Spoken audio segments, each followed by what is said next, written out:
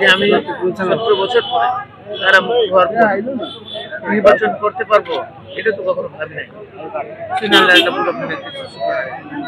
পাশাপাশি আমার দল, আমার নেতা, আমার নেত্রী এবং আমার নেতা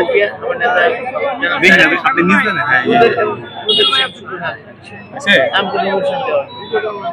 আজকে আমি প্রথম নির্বাচনের পর সেখানে আমার নেতা আমার পাশে কিছু ওনাদের কিছু সুবিধা না দেওয়ার জন্য ওনার পাশে আমার জন্য যথেষ্ট এবং আমার ভাটি বাংলা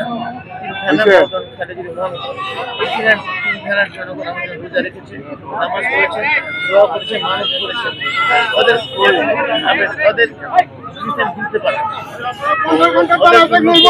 আমার জীবনটা আছে, ওদের জন্য কিছু করা সম্ভব সাথে যা করে ইনশাল্লাহ। ইনশাল্লাহ।